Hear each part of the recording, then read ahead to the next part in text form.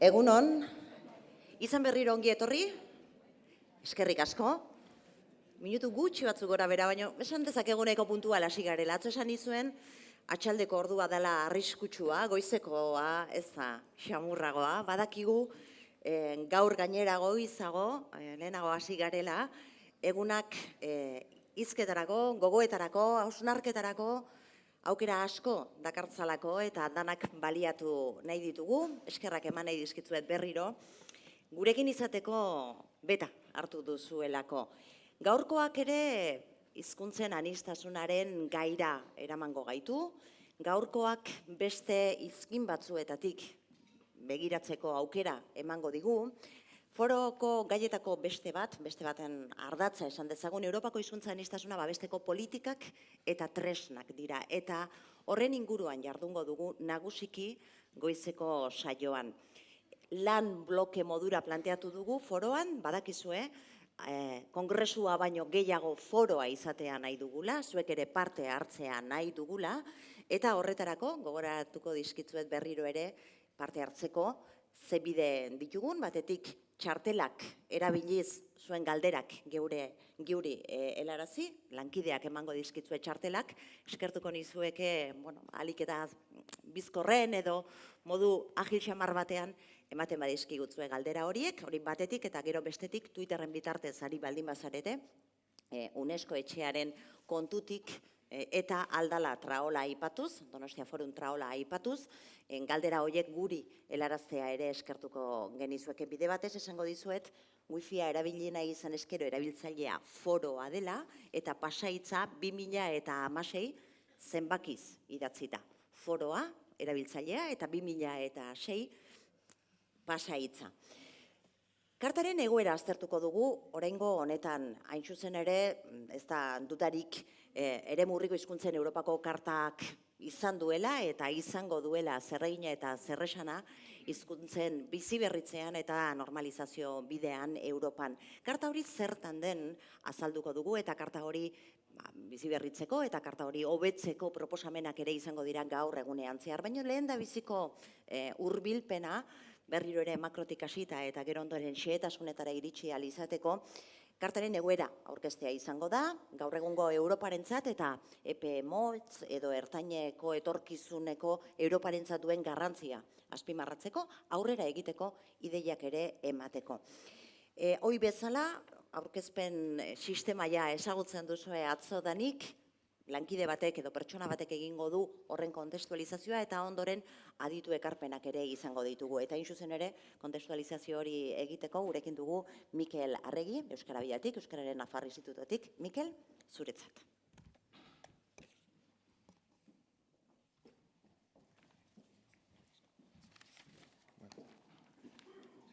Egunon eta ongi etorriak gaurko lehenengo saiora. Gurekin Besna Zernitz Grotitz dugu, bera Kroaziako Rijekako Unibertsitateko irakaslea eta zuzenbide fakultatearen nazioarteko zuzenbideko departamentuko burua da. Giza eskubideen nazioarteko zuzenbideari buruzko eskolak ematen ditu eta gai honi buruz hainbat artikulu argitaratu ditu eta proiektu zientifiko ugari egin ditu. Gaur hemen dago dituen arduren artean hauxe ere duelako. 1988an Euroitunaren adituen batzordeko kide izendatu zuten eta 2013 urtetik aurrera presidentea da, batzorde horren presidentea da. Gaur aurkeztuko digun gaia ardura horrekin estuki lotua dago. Gaia hauxe da, eskualdetako edo eremu urriko hizkuntzen Europako karta eta Europako hizkuntza politika. Euroituna nazioarteko hitzarmena da, Europako Kontseiluaren ministro batzordeak 1992an konbentzio gisa onetsi zuen eta 11 estatu kidek Espainia barne urte bereko azaroan sinatu zuten. Espainiak 2001an berretsi zuen Euroituna. Besna Zernitz Grotitz irakasleak bere aurkezpenean Eurogutunaren balioari buruz, bere indarguneaz, bere auleziaz hitz egingo digu. Beraz, nahi duzunean, has zaitezke zure aurkezpena egiten.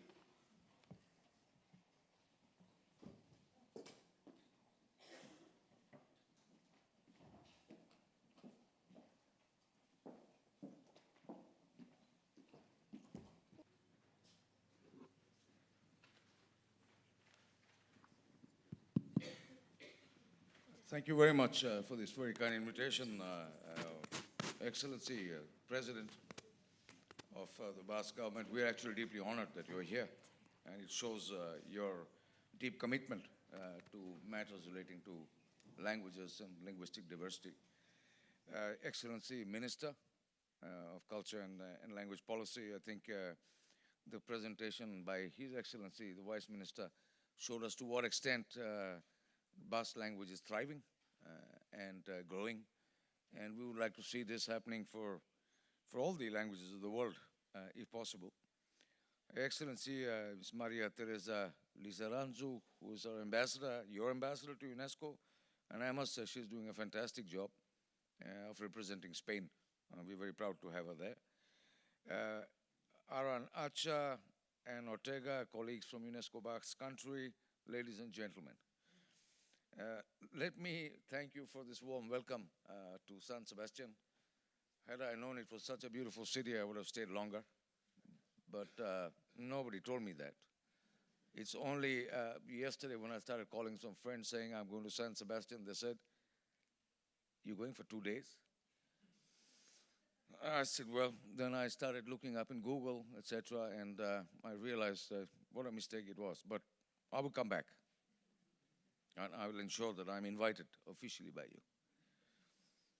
I would like to start by quoting the great philosopher Emile Cioran, who said that one does not inhabit a country, one inhabits a language. Before I give you a more formal version of my speech, let me just cite a few cases, as I was telling the Honorable Minister, about my own country, which is India. Some people call it a continent, some people call it other things, but we are 1.3 billion people in India.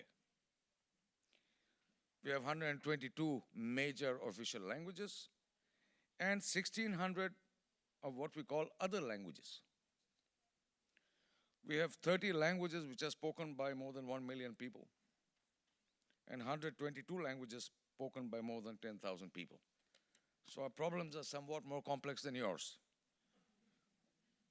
But we share similar challenges and similar issues. Myself, just to kick it off, my family is multilingual, multicultural, whatever you want to call it. I come from India. My wife comes from Denmark. My eldest son was born in Canada. My second son was born in Malaysia. My daughter was born in Singapore. And my dog comes from France. So you may start asking me, what language do we speak at home? But language has always played a crucial role in human life and development. The emergence of knowledge societies, which is one of the global frameworks that UNESCO uses, forces us to assess and recognize language as a key asset for ensuring sustainable development and peace. Language is not only important because, in the words of the famous linguist Edward Sapir, the ways in which people perceive the world around them, including their natural and social environments, is essentially dictated by their language. Language in itself is a form of action, capable of influencing change. Yet, the world's languages are disappearing at an alarming rate. There is evidence ascertaining that global linguistic diversity has long been in decline. Moreover, actual research points out to languages moving towards the endangered category, with both developed and developing nations being affected by this shift. The advent of connectivity and sophisticated information and communication technologies did not reverse this trend, unfortunately. On the contrary, the internet is considered as a primary way of sharing information and knowledge. But while, in principle, it is open to all languages, in reality, this is far from being the case. A large number of languages are still not available online.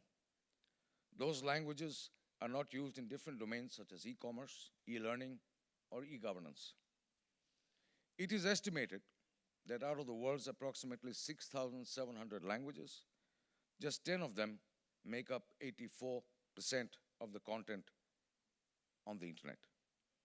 With English and Chinese alone, the dominant languages, accounting for 52% of the content. It is clear that being able to use one's own language on the internet determines the extent to which one can participate fully in the emerging knowledge societies. Thus, it becomes clear that online presence is essential for a language's vitality. It follows, therefore, that this vast linguistic divide will only exacerbate the existing digital and knowledge divides in the absence of initiatives to counteract this trend. So it is obvious that everyone should have access to a multilingual internet, services and content, or we will be facing the important language loss in the short and medium term. What are the consequences of this? Firstly, there is a loss of rich cultural heritage. Much has been said about it, but more action is required as the process of language loss is irreversible. Secondly, the success of language preservation determines the extent to which people around the world can participate fully in societies.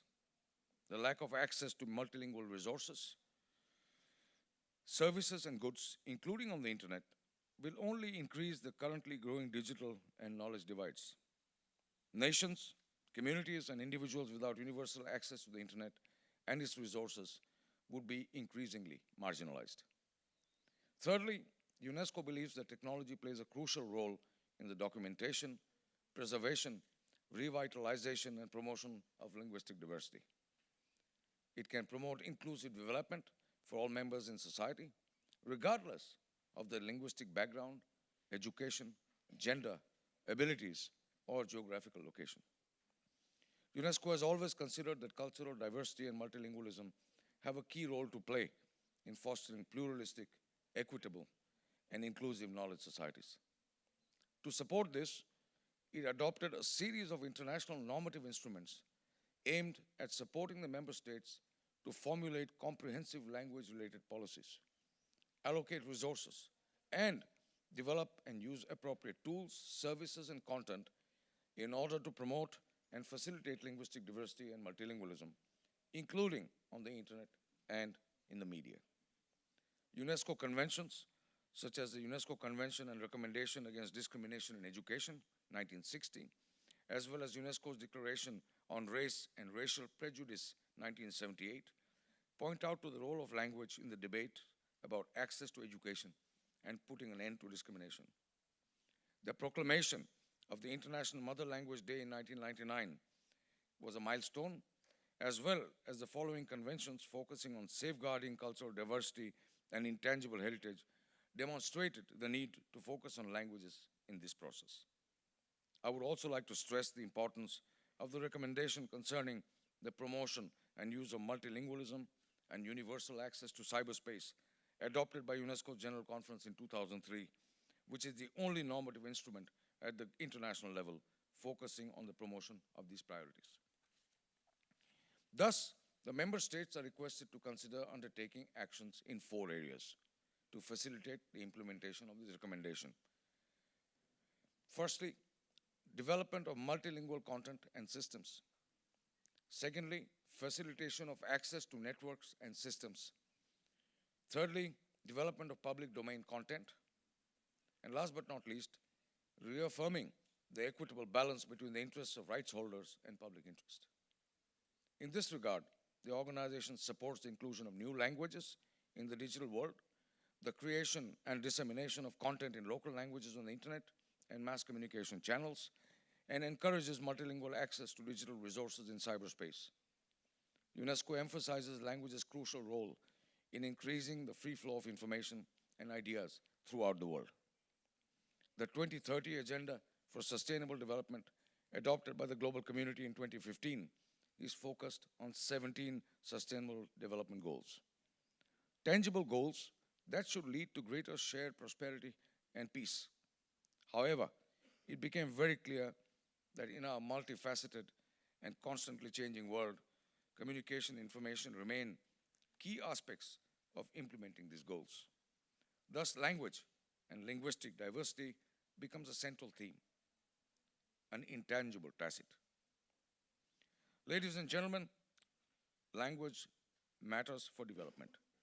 A language has the capacity to reconcile the emotions, ideas and values of people from diverse cultural, social, economic, and professional backgrounds.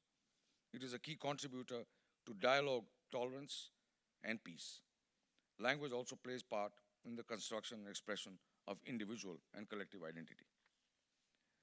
It is needless to say that language allows the transmission of knowledge from one generation to another, and it is a strong force in dissemination of cultures and traditions, as well as being key for societal development and scientific and technological progress.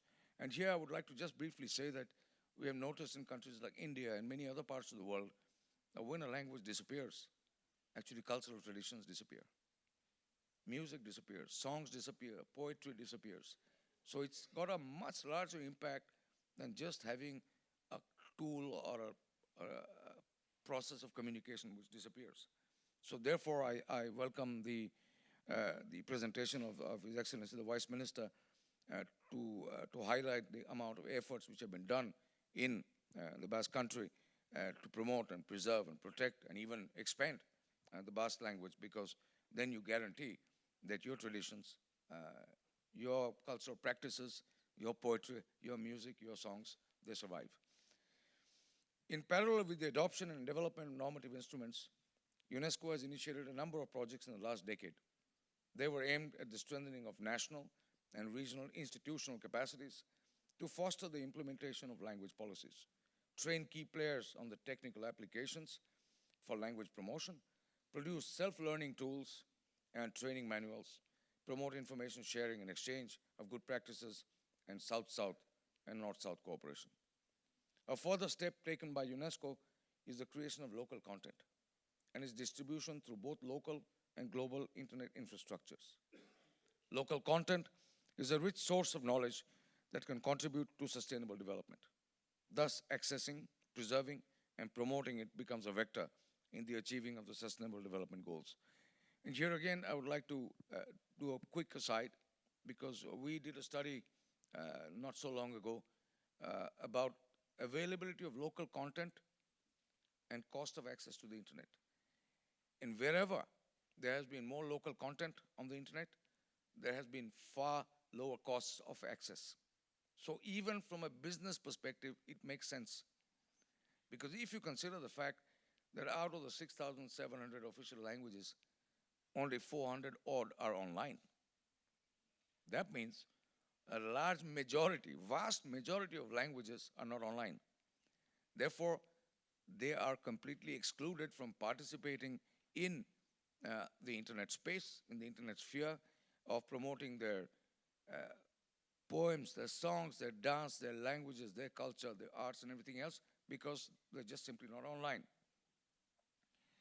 One of the global important initiatives spearheaded by UNESCO recently is the creation of the UNESCO World Atlas of Languages. Since 1993, we have carried out its Endangered Languages program, and in 1996, the first edition of the Atlas of the World's Languages in Danger of Disappearing was published by UNESCO. The second edition in 2001 listed some 800 endangered languages, and the third fully revised print edition was published in 2008 to celebrate the International Year of Languages proclaimed by the United Nations. The online version of the Atlas currently includes data on 2,680 languages which are in the danger of disappearing. The Atlas has received coverage from leading press agencies, newspapers and broadcasters, public and private organizations, and the European Parliament. Following up on the recommendations of the international expert meetings and the regional consultations, an initial roadmap for the development of the World Atlas was submitted to member states in April 2016. The expansion of the Atlas would include not only all of the world's languages in danger, but all apparently safe languages as well. This would reflect more accurately global linguistic diversity and serve also as learning and teaching resource, as well as an important tool for monitoring and assessment of societal development. I will, of course, pass the floor to my colleague, Ms. Imgada, who will make a presentation just on the World Atlas of Languages. But before I conclude, I would like to say, Mr. President, we are honored to be here, and we hope that this state of Spain, given its unique linguistic and cultural nature, will play a major role in supporting UNESCO to create the World Atlas of Languages. Thank you very much for your kind attention.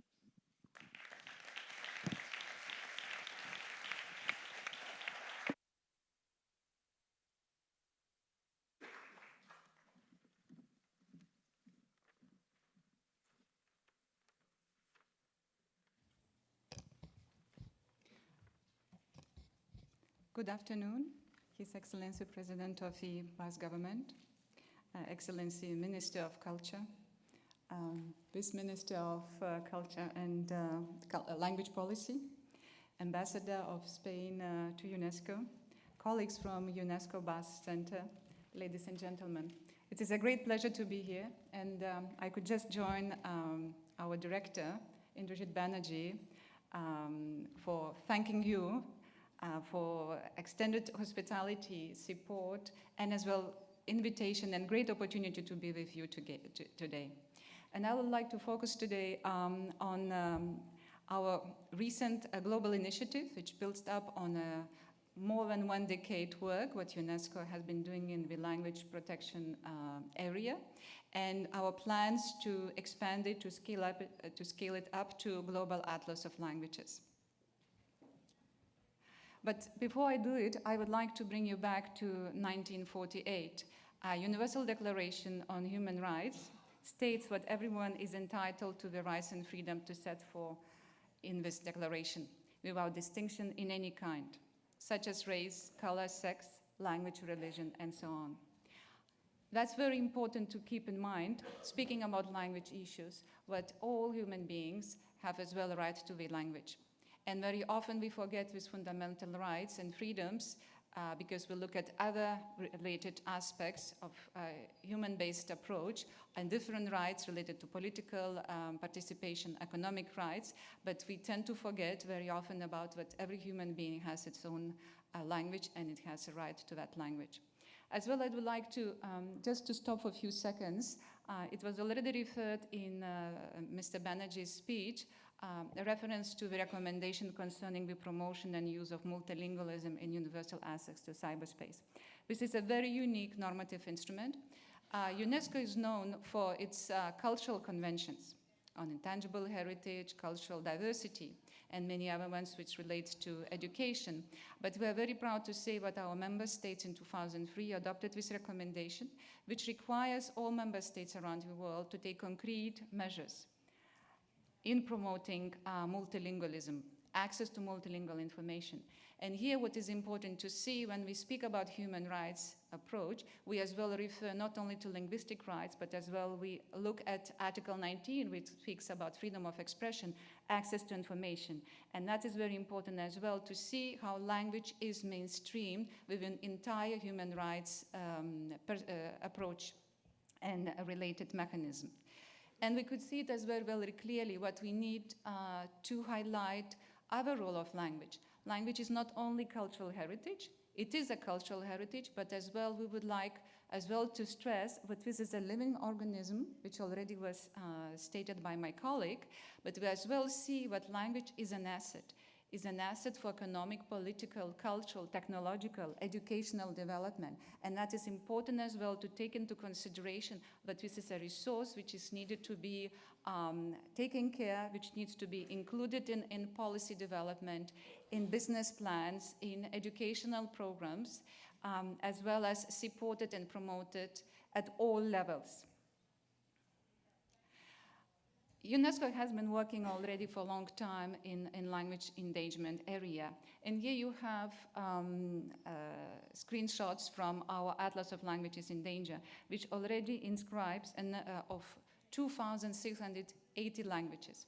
It means what we have today, 2,680 languages which have different endangerment degree, from those which are vulnerable, and Basque language is a vulnerable language inscribed in our atlas. So it means one step below safe languages. And we have as well those which are extinct. So it means that we have maybe one family left speaking this language. And it means that if we don't document the rich cultural diversity If we don't support these communities, it means it will disappear very soon, and it means entire heritage, entire history will disappear with his family as well.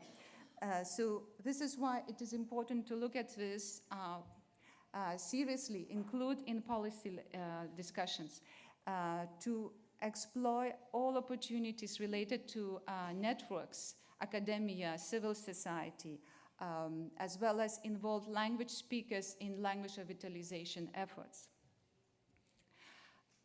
In July 2016, we exported entire database. So we have a huge database behind what you saw, the major entry to the website, which is available online. And we exported and we wanted to analyze what we have today. And I can tell you what 60%, what you could see it in gray, these are the safe languages or no data available. So it's difficult to say how many in total we have languages in danger. But we could see it very clearly that no less than 40% of known languages are endangered. So it is 2,680 languages which are already in our database. It means that we don't have full picture, because still there is a lot of work to be done in terms of mapping languages, working with research community, with universities which send students, with professors to the field to document, to speak with language speakers. There is a lot of work to be done to see what is really situation in the gray area, what we have here. But what is interesting as well, from our database, we could see it very clear, what 1,720 languages have fewer than 10,000 speakers. And that is very, very dangerous, because a huge number of languages are really, really endangered because of the demographic situation. What is interesting as well to observe that Atlas, and we have data since 2010, and if we compare with 2016, unfortunately, despite the fact that there are very great initiatives, revitalization initiatives around the world, there is a clear tendency in all categories what languages are getting more and more endangered. So even those which are vulnerable, and the number has increased. And I can tell you what the Atlas, the current version of the Atlas, is an open tool, so it means that if we have a request from the government, we look at this. If we have a request to look at the language endangerment coming from academia, we take into consideration. If there is a language speaker of that community and he comes with reliable data, it's not just what I complain because I feel it has to be this way, but it has to be supported scientifically with scientific evidence what the status of language has changed, increased or decreased in terms of vitality, so we could clearly see what changes over time. It shows progression that languages are getting more and more endangered. What is interesting as well to see what top 20 countries with largest number of extinct or languages in danger. And you could see it, to a big surprise maybe to some of you, but United States of America has the most linguistically diverse environment. It is 218 languages, which is very interesting to observe, because very often we believe that it's India first, or maybe Brazil or China or other countries. But the next slide explains a lot what basically, despite the fact that, let's say, there are some countries with very rich linguistic diversity, it concerns a very small number of speakers, like what we see here, a small point of United States, Brazil, India is a little bit bigger, requires different approaches. So it means we cannot develop language policies which would be fit one size all. It means it has to be adapted to case by case. And sometimes there is no need to have a national policy. Maybe there is a need to have a very good policy initiatives at regional level or even local level to support communities, to promote language use, resources development, education efforts, and so on. So we have countries like Bolivia, Peru, Nepal, where you see the bubble is very big. So it concerns very huge population, almost entire population of a country. So it means that there is a need for very strong national policies in those countries. So language loss affects all spheres of life: personal, cultural, scientific, political, and economic. And just to repeat, language matters for development. International community agreed on sustainable development goals. And yesterday we had a keynote speaker who gave us a wonderful, a very comprehensive overview what is happening, how a sustainable development agenda does not include a specific goal on language. It is unfortunate. At the same time, we see very clearly what there are certain goals which reflect, which mainstream language issues. And what we say at UNESCO, what language matters for development, it matters how people communicate with each other, how people live together, what people do with a nature and in general with planet. So language matters at all levels, and it has to be addressed very concrete manner. I would like to give you a few examples which I selected for this presentation. A few years ago, we all saw, most of us through mass communication, Ebola crisis in Africa. And today we have already research results coming from civil society, from academia, but Ebola was a crisis of language. Unfortunately, it's another example, and it's not only one example which we have in history, but language was one of the main difficulties faced by humanitarian workers, including international community responding to Ebola crisis. Again, information, preventive information. Key live information was provided in dominant languages, in English and French.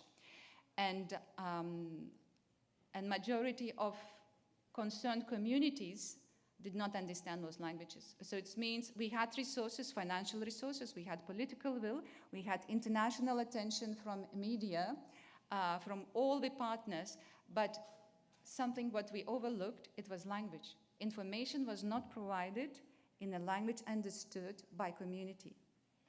And here we have a fragment from UNESCO Atlas. It demonstrates what there are several in concerned area languages in danger. And of course, nobody probably thought at that time, but information has to be provided in those languages as well. Another example is, where we don't have yet results, it's a countries and territories in the Americas with active Zika virus transmission. So you have one map which illustrates, which gives information about active virus. And we have as well already existing UNESCO Atlas of Languages in Danger with just a situation of languages in different degrees of endangerment. Whether it will be the same situation what it was with Ebola, I don't know, but we can guess wherever information again, humanitarian information, health-related information was provided using those languages, what local communities would understand, but we would need what kind of measures are needed to take in daily life. Another example is a top 10 languages in the internet, and Mr. Banerjee already referred what we could see it, English and Chinese are the most dominant languages, content dominant on internet. We could see as well what Spanish is really getting much better. It's on the 3rd place. We see as well, we observe that Arabic language is increasing as well because there are more and more efforts from Arabic-speaking countries to provide not only just information, but as well to support Arabic-speaking community with services, with content, which would be whether it is the apps, whether it is open educational resources, whether it is with research results published in Arabic, or there is a massive investment of translating from one language from different languages to Arabic. And what is important here for us to see this yellow line, but all the rest is really huge. It's really huge. So it means that even if technically language can be used on internet using different communication tools, it's still very, very limited in terms of access to resources. And if we speak about modern societies, we should not forget that we have a real life where we are all together, and there is a growing virtual life where we have as well all kinds of different activities, relationships, and we need as well to look how to balance this. Many communities in remote areas, they communicate with each other using mobile phones. Even those which were very much remote, with very much disconnected and limited opportunities, now can use information and communication technologies to communicate. It's so important for migrant communities in Europe, where I come from a country, Lithuania, where a lot of my compatriots emigrated to other countries. The intergenerational transmission happens using Skype, So it means language or intergenerational transmission of language depends severely how much we know and use information and communication technologies. And this is only a few examples. We can go on to many other examples which could be used. So after several discussions at UNESCO, we decided that we need to move towards Atlas of World Languages. We want as well to give a space not only those which are communities and researchers who work on languages endangered, especially those which are severely endangered, but as well to illustrate the growing number of those success stories that we have today here in Basque country, to illustrate and help other countries, other regions to learn more. And what we see as well, that there is a need for more coordinated, participatory, innovative, and collaborative global action towards languages. We as well would like to see what Atlas of Languages in Danger, which already exists, and a new version of languages, of world languages platform, which will be much more bigger, but not only taking own responsibility from United Nations and UNESCO, but we would like as well to invite entire community, different stakeholders to participate, share their data, information, experience about languages, and disseminate language-related data and information for development of new policies, resources, products, services, and as well as, in general, raise awareness of language and language matters for development. So we emphasize that endangerment is important, preservation is important, nothing is left behind. We build up on existing approach, but language is a cultural heritage which needs to be supported, which needs to be recognized. But at the same time, we would like to say, but it has to be as well, there is a need for facilitation of learning and training, content production, different tools, services, linking with much more broader development agenda, mainstreaming language issues, as well as focusing on specific projects, monitoring, better monitoring language diversity, disseminating, using different information communication tools, and I would say most importantly, working together with different stakeholders to have this initiative developed and maintained jointly. So there are a few actions proposed. So we want to create a global task force, and there are a number of already actors interested from global level to regional level to national level, local level, both public and private. We as well would like to emphasize language revitalization and promotion efforts. We want as well to encourage universities to share their data. What we see it very often, but there is one or another department which has resources to document language. But very often the archive is kept within one university sphere. It's not shared with global community. And we could see it very clearly. There are many initiatives, not only in Europe, but as well in Africa continent, in Latin America, in Asia-Pacific region. And universities somehow don't see that open access to scientific information is important for development. If we don't share our scientific information, if we don't make access, if we don't exploit for development, it's very difficult to see it, what language would be included in business plans, policies, and so on. Capacity building is still needed. Many universities, many communities, we don't know about their rights. Universities, we don't know how to use technology for documentation, for instance. Involvement of language speakers. We hope that new platform, new atlas will not only be one way or two ways communication, but it would be many ways communication, including providing opportunities for language speakers. And one important thing as well, I don't know if you know, but United Nations General Assembly 1 month ago proclaimed 2019 Year of Indigenous Languages. So it is a new opportunity for us to raise awareness about language importance around the world, to raise as well awareness of donor community, media, academia, civil society, but there is this opportunity that our voice could be heard in future. And so we want to see World Atlas, I use it example of puzzles, coming different puzzles together. So we work a lot now with our colleagues in Africa. because African continent is one of the richest culturally, linguistically, and there is a need for more language documentation efforts.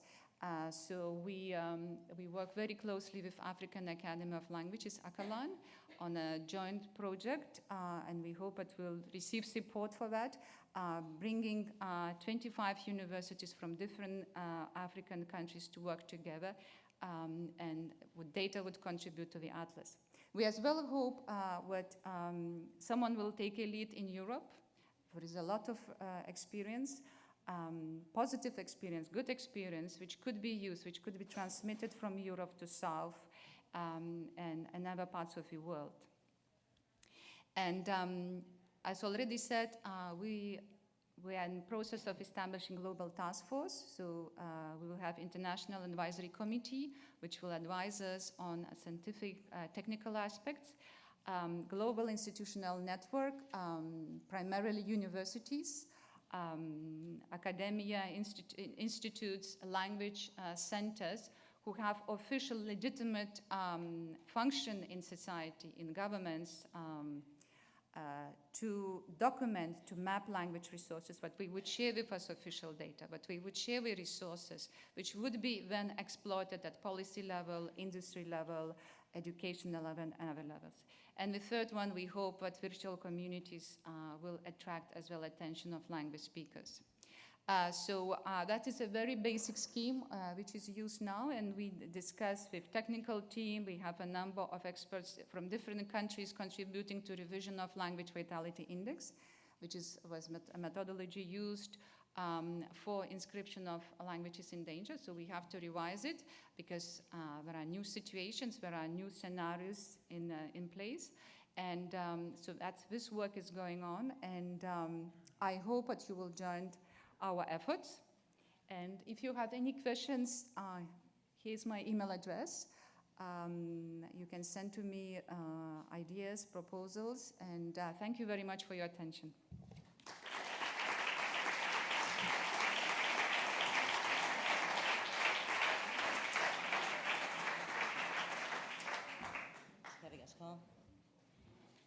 Mila esker azalpen honengatik, eta honek eskaintzen digun bide horretan bideide izateko esperantzatik eskerrik asko ere Donostiara etorri izanagatik honen berri ematera. Nork bere hizkuntzatik begiratzen dio munduari, nork bere hizkuntza egituretatik begiratzen dio, eta handik sortzen du aldi berean mundua, besteen munduekin batera partekatu egiten duena.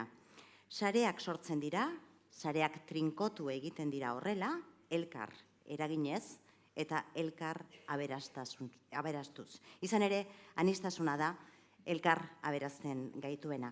Baina gauza bat gehiago ere partekatzen dugu, hizkuntza hitz batzuk ere kasu batzuetan. Hitz bakan batzuk esangura antzekoa izan dezaketelako. Esate baterako, tosta.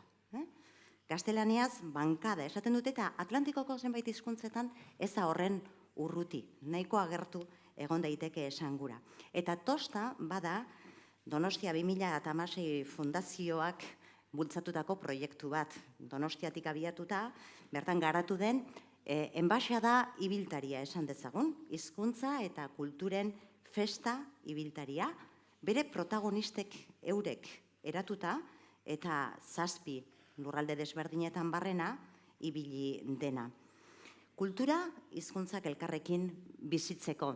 15 egun falta zaizkio Donostiari hiriburutzaren ardura uzteko. Gaur goizean bertan simbolikoki ondoren jasoko dutenen esku utzi du, gutxi falta du, eta proiektuak aurreratzen ari garen honetan foroa baliatuz, gaur ere aurreratu egingo dizuegu, enbaxada ibiltari horren berri ematen duen dokumentala. Dokumentalaren aurrerapena izango da, 2017 urteko otsailean edo aurkeztuko delako bere horretan, lana, enbaxada, egonaldiak egin diren 7 lurraldetako 7 hizkuntzetan batera. Elkarrekin bizitzeko proposamena da tostak kulturatik egin duena, elkarrekin bizitzeko kulturak eta hizkuntzak. Aurrerapen hori ikustera eta gozatzera, gonbidatu nahi zaituztet jarraian.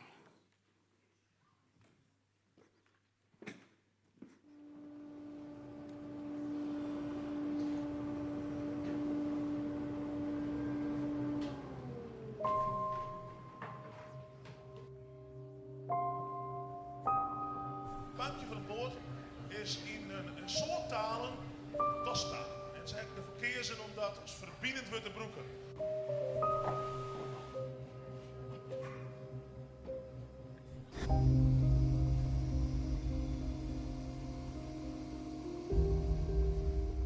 The Tosta project is a collaboration between groups from 7 minoritized nations working together to promote their languages and cultures.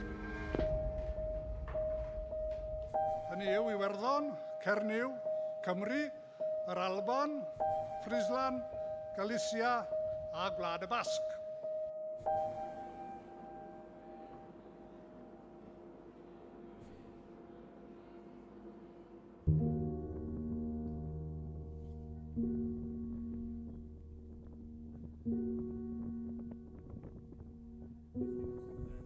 Right.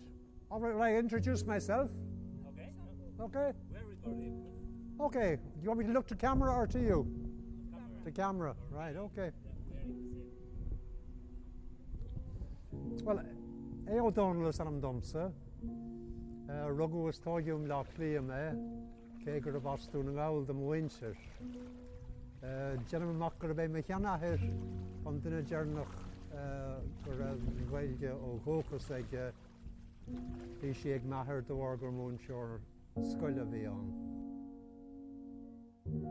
We understand each other because we have the same problems, but I'm frustrated because we have to speak together in one of the big languages. That's what I said.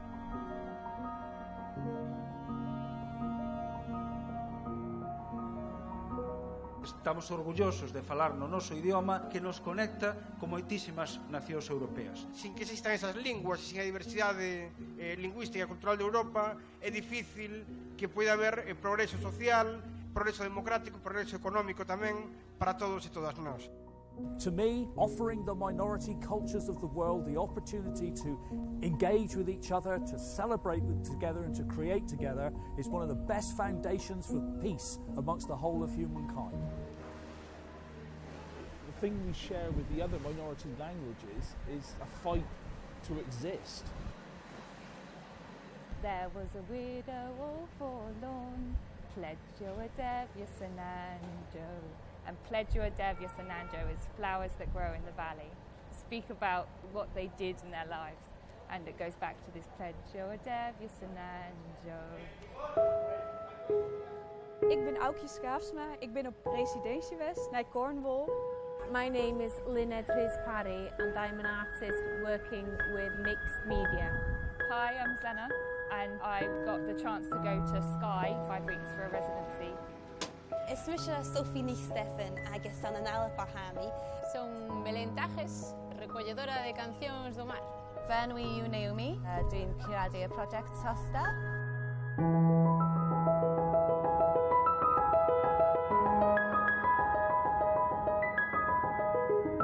We have 7 artists from different cultures with small languages. They were dealing with the same themes, the environment, the colours, and this was a chance to support and look after each other.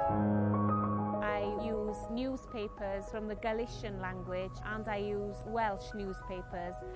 That's how I try to bring the words of the 2 different languages. But I also try to reflect the traditions and the way of life in Galicia.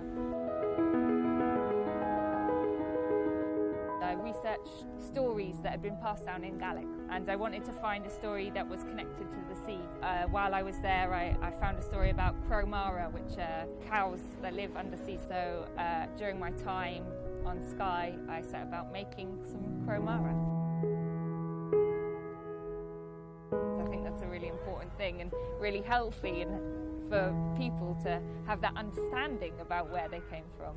And it's just been a wonderful kind of celebration. It feels like it's the start of something. Well, I want to create an artwork about the place where they were born and the place where their heart belongs. I want to show that kind of feeling. So, yes, that's why I decided to bury the people in the sand and let them sing.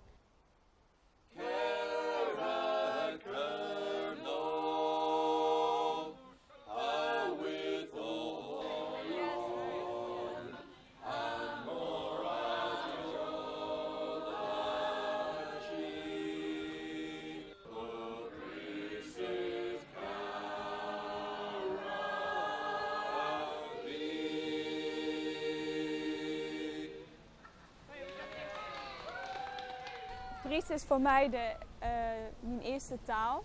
And what that kind of feeling is, I don't know, but it is something who's very deep inside you.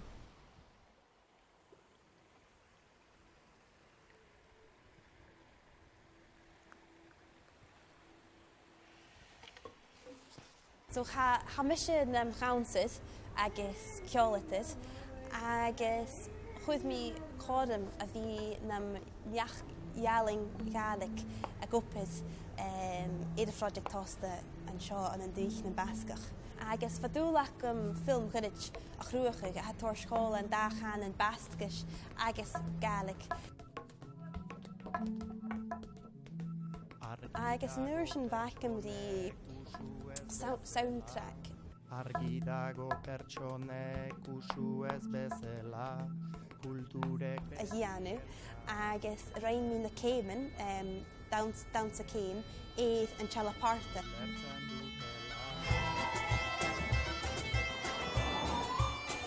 The band that we've got just now are the Tosta Band. Well done, Tosta Band. Agus Annas tosta ha tuavas sa ha shinya no calling shin vara mi mishisa sa na tosta. A kuchuk and satle tosta ha fele a tachert an a gachat. It's been a real, like a melting pot of different talent, but so we've created something bigger. De inicio pareceme un proxecto musical e despois fun dándome conta de que había un proxecto máis alá da música.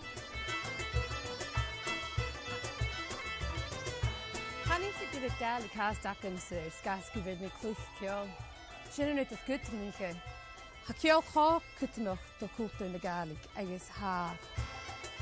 To say that I'm from Cornwall, I sing in Cornish, I do a Cornish dance, should never be a threat. For me, it's more of a celebration. If you can celebrate where you're from, you can share it.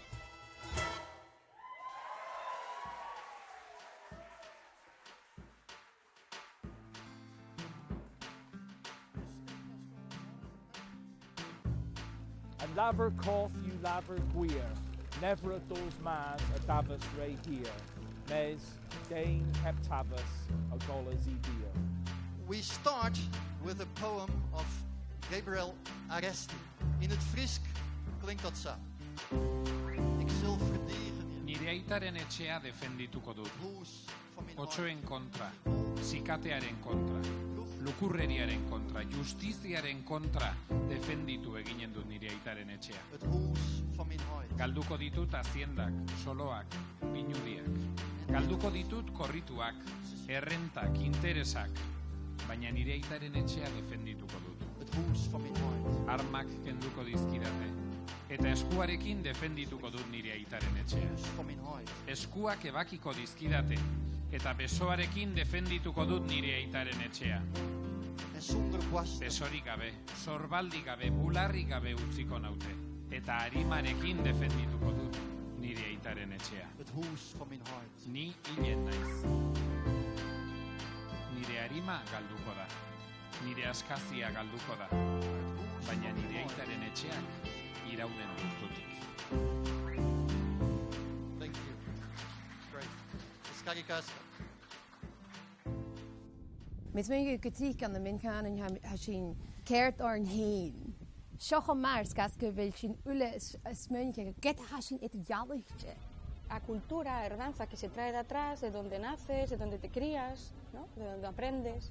Reforza tamén o individual, ¿no? I love the idea that the Tosta itself, that we are on a boat and, you know, we're separate but we're together. I love that.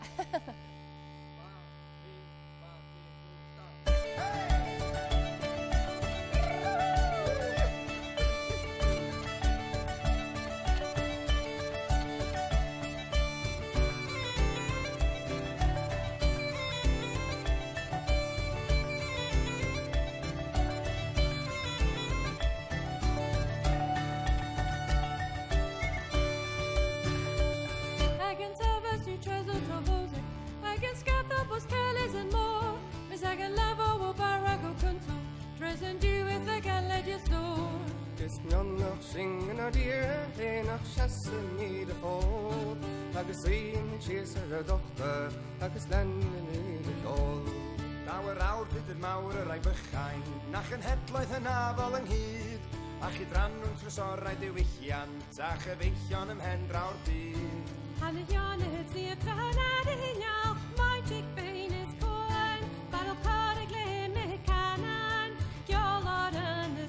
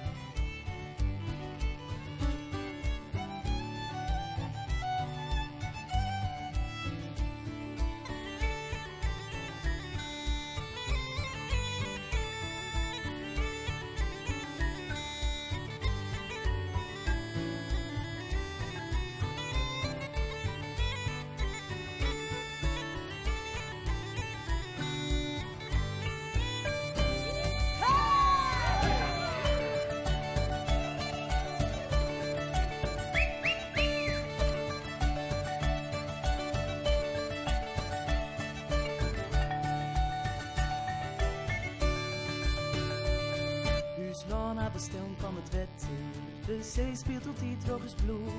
De scootjes, het ziel niet gespetter, juist bij mij het wetter is goed.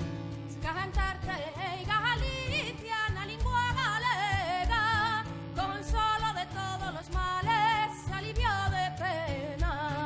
Atlantiko antostarik tosta, arraunean itxasuntzia, hizkuntza txikien petaloez, bela haundik bat josia. Irlanda, Frisia, Gales, Galizia, Cornuales, Eskozia, anistasunak loratuko du, hizkuntzen itxasuntzia.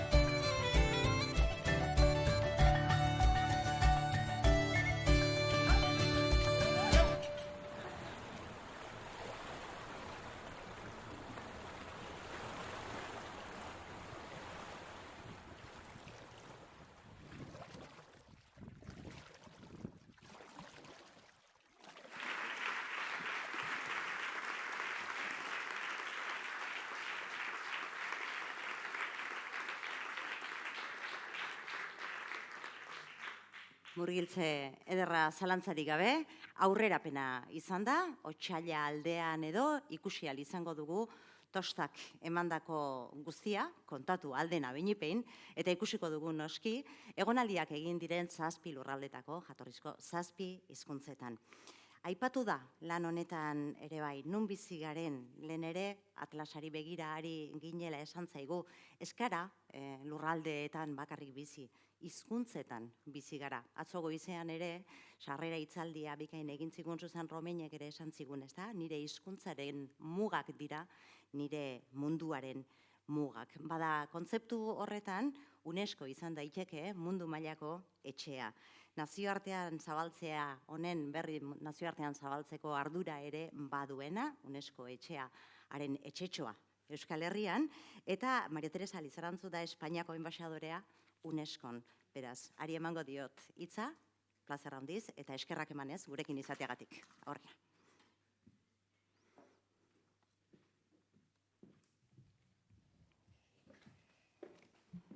Buenas tardes. La verdad es que hablar después de este magnífico documental es muy complejo y hablar también después de las presentaciones que se ha hecho de los responsables de la UNESCO del Atlas de las lenguas en peligro deja muy poco que añadir.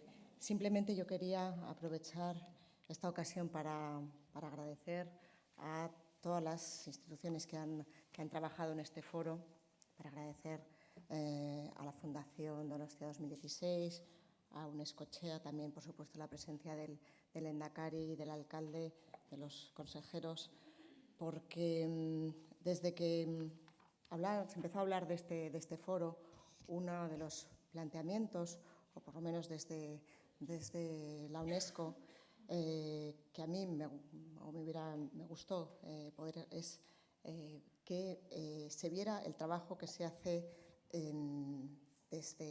desde una perspectiva muy distinta. Estamos hablando de una organización que tiene la mayor representación de los estados, son 195 países con unas realidades muy complejas, pero todos ellos comparten problemas como es el de la protección de la diversidad cultural y en particular de la diversidad lingüística.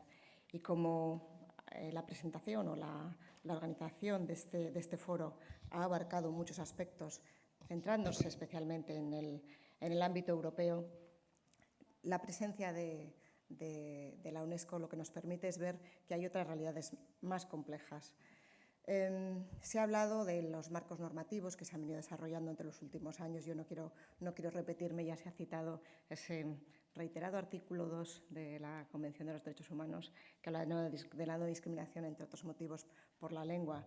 Se ha hablado también tanto de la Carta Europea y se ha hablado también del trabajo que en el marco de la UNESCO se ha hecho no solamente con este atlas, sino con las recomendaciones, pero que también incluyen otras declaraciones previas, como es la Declaración Universal de la Diversidad Cultural, que también se aprobó en la Conferencia General de la UNESCO, en la que están representados todos los estados. Y estas son simplemente una base para acciones de promoción y de protección. Y respecto a la UNESCO, quizás no se conoce que la cuestión de la lengua permea en todos y cada uno de sus ámbitos. Es decir, se ha mencionado un poco al hablar de la Agenda 2030 el papel que puede tener en la educación, y cuando hablamos de esa educación de calidad a lo largo de toda la vida, pues también hay un elemento muy importante de la lengua o del aprendizaje en lengua materna o en lenguas indígenas, como hablamos en la UNESCO. Se habla también del impacto que tiene o de la no consideración solamente de las lenguas como un elemento de patrimonio cultural, pero también es muy importante que en esta línea se ha trabajado mucho pues, con las convenciones, tanto la de 2001, que venimos de celebrar una reunión de las altas partes esta semana, en la que también se ha centrado en la importancia que tiene el preservar esa diversidad, el fomentar contenidos en la red. Luego, hay una correlación, hay una permeación entre lo que se hace en el ámbito de cultura y lo que se hace en el ámbito de comunicación y de información. Y no nos olvidemos también que la UNESCO, en tanto que organización competente para trabajar sobre la cooperación científica, intenta que también en este ámbito el conocimiento científico también incorpore un componente lingüístico. Yo solamente querría recordar que este marco normativo, como se ha señalado, es una base, y lo que luego los Estados parte de la UNESCO o en el ámbito del Consejo de Europa queramos impulsar depende mucho también de las peticiones que tienen o de las reivindicaciones sociales que tenemos en nuestros diferentes países. Y la directora general de la UNESCO, la señora Bokova, siempre ha hablado de nuestro país como un ejemplo de la riqueza en la diversidad. Y la diversidad lingüística, evidentemente, es obvia. Pero, como se ha señalado, aunque podamos tener una satisfacción por la situación de nuestras lenguas en España, es cierto que en muchos otros países, y creo que el mapa de la UNESCO recoge solamente las que están en extinción, pero si hablamos de unas casi 6.700 lenguas que existen en el mundo, nos damos cuenta de esa riqueza, pero también de su fragilidad. Y lo importante que es conocer este patrimonio, esta herencia común y cómo las distintas comunidades viven en ella. A mí me gustaría referirme un poco al concepto o al peso que cada lengua tiene en nuestra propia vida. Y sí que, como referente en el campo de las lenguas, quería mencionar cómo Umberto Eco siempre ha hablado que cada lengua nos sugiere un mundo diferente y que buscar una lengua universal no es posible, sino que hay que pasar de una a otra. y que es un hecho indiscutible que la diversidad de las lenguas es una riqueza propia de la naturaleza humana. Yo creo, no sé si descubriremos esa incógnita de por qué el euskera ha llegado a nuestros días con esta salud, pero sí que creo que lo principal es, sobre todo, si hemos sido capaces de preservar esa riqueza en el pasado, seamos capaces también de proyectar esa riqueza en el futuro y hacer así unas sociedades más ricas, más cohesionadas, más equitativas y más abiertas. Muchísimas gracias. Eskerrik asko.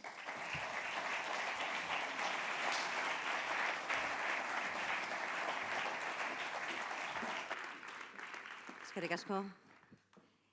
Eta orain bai, azken txanpan sartzen ari gara, bi eguneko saio trinkoa eta gero hizkuntzen aniztasuna izpide, makrotik mikrora, mikrotik makrora jardun dugu bi egun hauetan, zaila izaten da, azkenean begia fokatzeko ere arriskua hartu egiten da, gatozen amaitzeko etxe aldera berriro ere eta hitza emango diot jarraian Eusko Jaurlaritzako lehendakari jaunari, Iñigo Urkullu jaunari.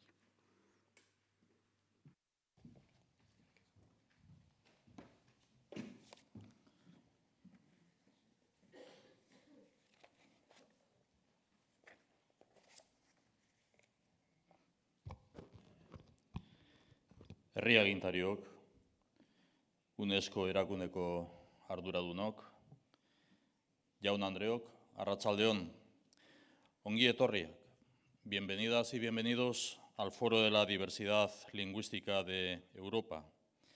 Donostia 2016, Donostia 2016. Donostia 2016 Europako kultura hiriburuaren ibilbidearen amaierara hurbiltzen ari gara. Egitasmoa errealitate bihurtuta ikusteko aukera izan dugu, eta gaur kulturaren kateari jarraipena eman diagu Aarhuseko eta Pafoseko ordezkariekin batera. Elkarrekin bizitzeko kultura zabaldu dugu. Horretarako, sorkuntza, gogoeta eta parte hartzea balioatuz. Elkar bizitza eredu berri eta iraunkor bat sortzea izan dugu helburu. Orain amaitzen ari garen foroak UNESCO etxearekin lankidetza antolatua, are gehiago hurbildu gaitu helburu horretara. Aniztasuna da gure gizarteen oinarrizko ezaugarria. Toki garrantzitsua izan du hizkuntza aniztasunak Donostia 2016-ren barruan. Hori babestuz eta sustatuz, sendotu eta bateratu egiten ditugu elkarbizitza eta gure gizarteak. Euskara bizikidetzarako hizkuntza bizia maiz erabiltzen dugun ideia da. Horrekin batera esango nuke elkar bizitzarako hizkuntza aniztasuna. Izan ere, euskara da guk hizkuntza aniztasunari egiten diogun ekarpen propioa. Euskara bizi berritzeko ahaleginean dihardugunok ongi ezagutzen dugu hizkuntza aniztasuna eta bizikidetza lotzen dituen sokaren sendotasuna. Sendoa delako hizkuntza aniztasunak hango eta hemengo gizarteen kohesioari egiten dion ekarria. Sendoa euskarak euskal gizarte anitzari egiten dion ekarpena eta ematen dion kolorea. Halaxe da, baita ere, denon artean eraiki behar dugun Europa berritu honetan. Sorreratik beretik egin dugu gurea euskaldunok Europa batuaren ideia. Hasiera beretik eragile aktiboak izan gara Europa batuaren ideia edatzeko lanean. Gaur egun, ziurgabetasunez eta distantziaz beterik begiratzen dio Europako herritar askok Europari. Europak beharrezkoa du nolabaiteko berpizkunde ilusionagarri bat. Horretarako beharrezkoa izango du herritarren buruak eta bihotzak irabaztea, eta horretarako beharko du Europak bere herrien, kulturen eta hizkuntzen aniztasuna erdigunean jarri. Europaren hizkuntza aniztasuna, Europar erakundeetan ofizialak diren 24 estatu hizkuntzetatik arantzago doa. Badira gutxienez 50 milioi herritar Europar. 24 hizkuntza horiek ez ezik, beste hizkuntza batzuek ere bere dituztenak. Dozenaka hizkuntza guztira. Hizkuntza horietako batzuk bizi iraupena dute jokoan. Beste batzuk bizi indarra. Euskararen kasua da horietako bat. Euskarak gainbehera joatetik hazkunde bidea urratzera jauzi egin du azken 30 aldiotan Euskadiko autonomia erkidegoan. Hazi egin da. Gaur egun 860.000 euskaldun dago gure erkidegoan. Euskarak ez du sekula hainbeste hiztun izan. Euskal gizartearen meritua da, noski, baina ezin gara patxada ederrean geratu. Behar dugu jarraitu hizkuntza eskubideak hobeto eta gehiago bermatzen. Eta batez ere, behar dugu gero eta euskal herritar eta euskaldun gehiagoren bihotzak eta espainak euskararen sokarekin uztartzea. Ideia hause azpimarratzen nahi dut Europako hizkuntza aniztasunaren foruaren amaiera honetan. Euskararen eta beste dozenaka Europar hizkuntzen bizi indarra areagotzea eta sendotzea bada helburu europarra. Beharrezkoa da beste hizkuntza politika europar bat. Europako hizkuntza guztiak ez soilik 24 estatu hizkuntzak aintzat hartuko dituen hizkuntza politika inklusiboa behar du Europar batasunak. Ez dira hutsetik abiatzen Europako instituzioak langintza horretan. Hor dugu Europako Kontseiluaren eremu urriko hizkuntzen karta, gaur goizean hemen aztergai izan duzuena. Hor dugu Europako batasuneko oinarrizko eskubideen karta. Argi adierazten du bere 22. artikuluan Europako batasunak kultura, erlijio eta hizkuntza aniztasuna errespetatzen dituela. Hor dugu NPLD sarea. Jaurlaritzako presidentziatik lanean ari gara. Europako beste 13 gobernurekin eta 22 organismo sozial, gizarte erakunderekin eta unibertsitaterekin batera. Europako hizkuntza aniztasuna sustatzeko. Hizkuntza anistasunaren iraunkortasuna bermatzeak guztiok deitzen gaitu lanera eta lankidetzara. Denona behar dugun Europa eraikitzerakoan, denon hizkuntzak izan daitezen sakoneko batasunaren oinarri. Gaur hemen, Europako kultura hiriburuan, UNESCOren munduko hizkuntzen atlas berria egiteko proiektua aurkeztu da. Datozen hilabeteetan gorpuztuko da proiektu hori atlas berri eta berritua bihurtuz. Munduan dira erreferentziaskoak UNESCO eta bere hizkuntzen atlasa.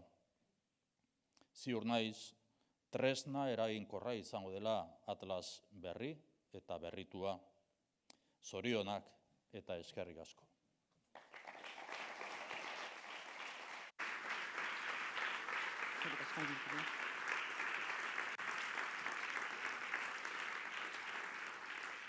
Eskerrik asko lehendakari zure hitzengatik, itxierako hitzak dira 2 egune eta gero, bagoaz, hizkuntza aniztasuna geure errealitatea. Horixe da eta ez dudarik, baina bada baita ere geure geroa. Anitzak askotarikoak dira geure hizkuntzak, hiztunok garen bezalaxe.